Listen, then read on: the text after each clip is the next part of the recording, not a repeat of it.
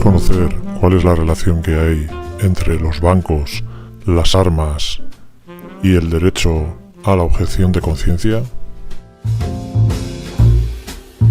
Buenos días, buenas tardes y buenas noches. Soy Javier y esto es Soberanía Holística. Y en el vídeo de hoy vamos a hablar sobre la Declaración Universal de los Derechos Humanos y la libertad de pensamiento, de conciencia, de religión, de credo y de la objeción de conciencia. Y cómo lo enlazo con el tema bancario. Bueno, entonces lo primero que vamos a establecer es un pequeño repaso, a esa Declaración Universal de los Derechos Humanos, que en concreto en su artículo 18 dice: toda persona tiene derecho a la libertad de pensamiento, de conciencia y de religión. Este derecho incluye la libertad a cambiar de religión o de creencia, así como la libertad de manifestar su religión o su creencia individual y colectivamente, tanto en público como en privado, por la enseñanza, la práctica, el culto y la observancia. Bien, después el Pacto Internacional de Derechos Civiles y Políticos, también en su artículo 18, viene a decir más o menos lo mismo. También añade que nadie será objeto de medidas coercitivas que puedan menoscabar su libertad de tener o de adoptar la religión o las creencias de su elección. Y la libertad de manifestar la propia religión o propias creencias, lo que dice es que estará sujeta únicamente a limitaciones prescritas por la ley que sean necesarias para proteger la seguridad, el orden, la salud o la moral público. Como veis, y las libertades fundamentales de los demás, eso es obvio, pero como veis ya ha habido un decremento de esta libertad, puesto que de cuando nace en su Declaración Universal de los Derechos Humanos a cuando aparece este Pacto Internacional de Derechos Civiles y Políticos, ya dicen, todo lo que tú quieras, sí, pero en orden a lo que diga la ley. Y la salud, la moral, público, los derechos y libertades fundamentales de los demás, bien, eso es obvio, pero volvemos al tema de siempre, ese bien común que se va a imponer. Miramos ahora qué es lo que dice el diccionario jurídico en cuanto a la objeción de conciencia, y en su primera acepción dice que es el derecho a oponer excepciones al cumplimiento de deberes jurídicos cuando su cumplimiento implique una contravención de las convicciones personales, ya sean religiosas, morales o filosóficas. ¿Vale? Nos remite al artículo 30.2 de la Constitución Española: actuación en conciencia, derecho de objeción de conciencia, ejercicio del derecho. En su acepción segunda, en cuanto a canónico, negativa a someterse por razones de conciencia a un mandato jurídico que prescribe una conducta obligatoria y exigible, provenga el mandato de una norma legislativa, de un contrato, de una orden judicial o resolución administrativa. Fijaros que en el derecho canónico están planteando que se puede hacer frente y negarse incluso a una orden judicial o resolución administrativa por una objeción de conciencia. Siguiendo en jerarquía de ley y yendo a la Constitución Española, en su artículo 16 dice que se garantiza la libertad ideológica, religiosa, de culto de los individuos y las comunidades sin más limitación en sus manifestaciones que la necesaria para el mantenimiento del orden público protegido por la ley. Bien, un poco parecido a lo que se comentaba antes. Nadie podrá ser obligado a declarar sobre su ideología, religión o creencias, y ninguna confesión tendrá carácter estatal. Los poderes públicos tendrán en cuenta las creencias religiosas de la sociedad española y mantendrán las consiguientes relaciones de cooperación con la Iglesia Católica y las demás confesiones. Aquí ya entra el tema de religión, que no es imprescindible, obviamente. Como sabéis, aquí se libró una batalla en cuanto a la objeción de conciencia para realizar el servicio militar.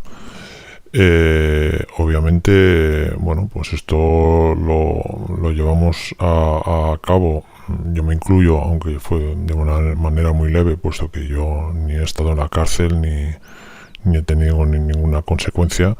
Pero conozco gente que ha pasado por la cárcel simplemente por esta manera de pensar, esta ideología, que yo comparto, que es que yo no tengo nada que ver, ni quiero tener nada que ver con las armas, ni con la violencia, ni con la guerra, ni con la muerte, ni con nada que se le parezca, ¿vale? Entonces, bueno, pues obviamente cuando se inició este movimiento, bueno, pues fue bastante duro, y como digo, hubo mucha gente que pasó por la cárcel.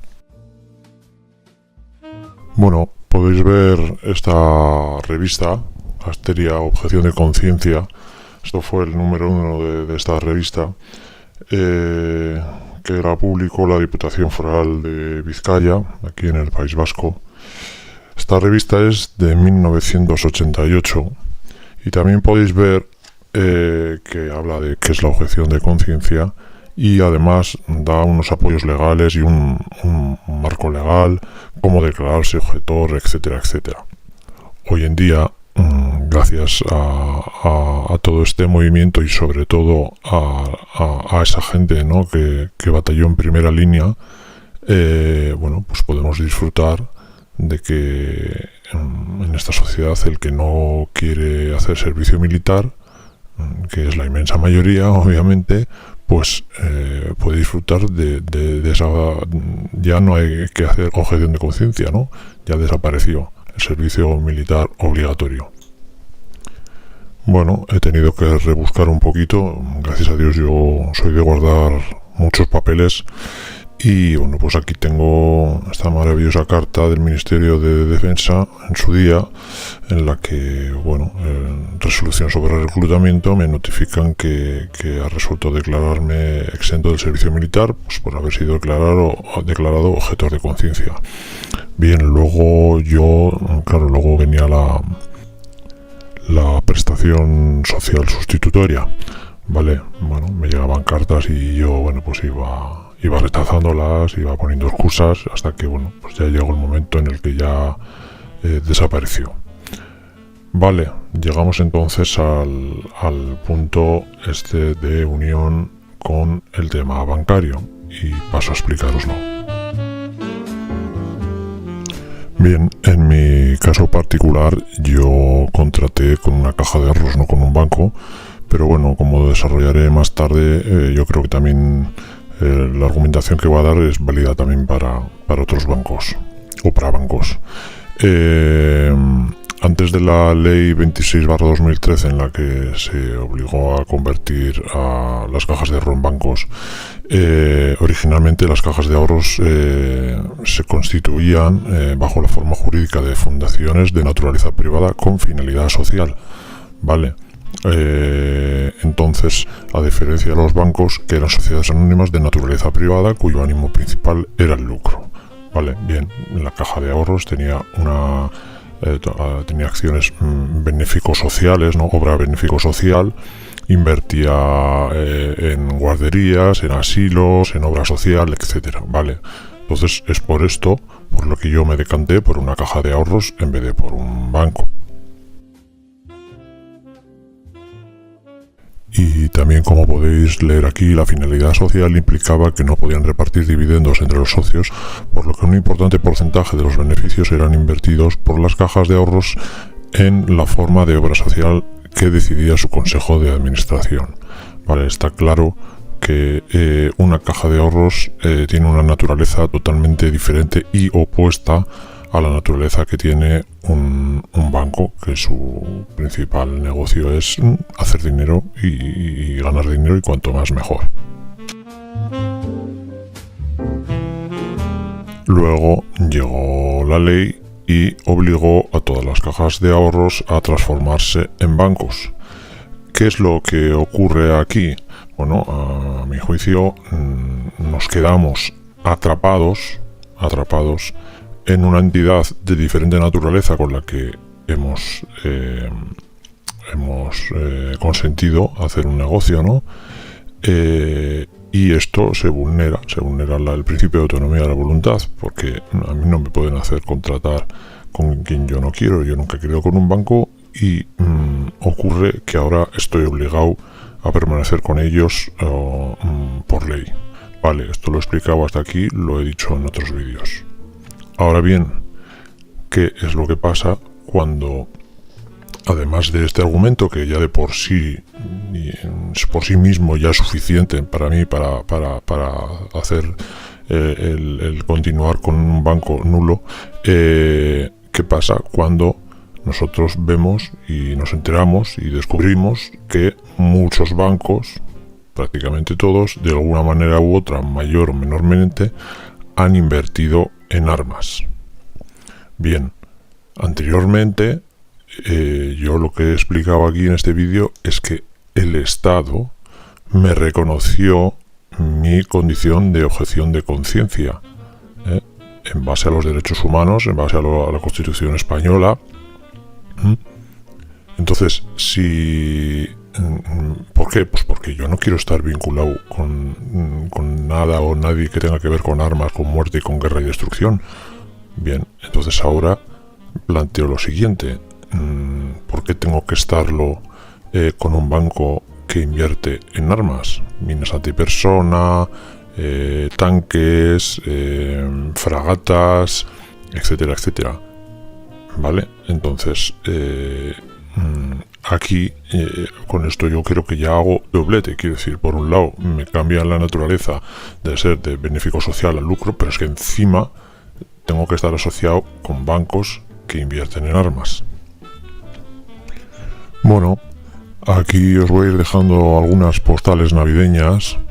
Mirad, esta tabla: análisis de políticas de RSC en materia de armamento y defensa de las entidades financieras del top 10 del ranking español de la banca armada y de militarización de fronteras de 2023. Bueno, pues aquí tenéis al Banco Santander, BBVA, Caixa, Banco Sabadell, etc, etc, mi querido banco Kutxabank, que por cierto está metido en armas controvertidas, ¿vale? A saber a qué le llaman esto, si esto es biológico, nuclear o yo que sé qué. No quiero ni pensar. Vale, os voy a enseñar más postales navideñas de estas.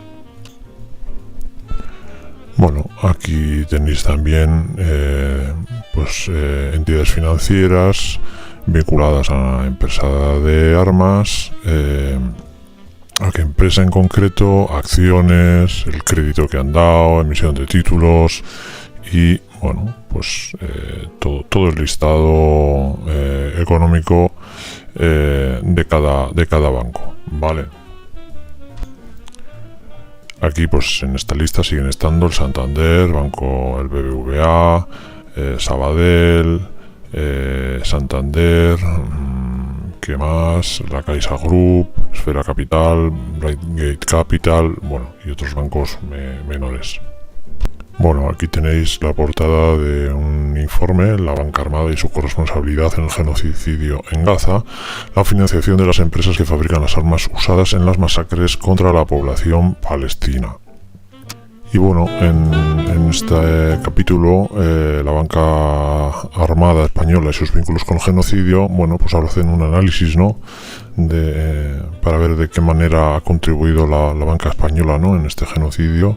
Y bueno, pues habla de un volumen total de operaciones que han hecho a más de 4 millones de dólares. BBVA, Banco Santander y CaixaBank han prestado más de 3.400 millones de dólares en créditos revolventes y préstamos corporativos que han sido otorgados a empresas pues como Boeing, Day Zimmerman, General Dynamics, bueno, todas estas empresas armamentísticas.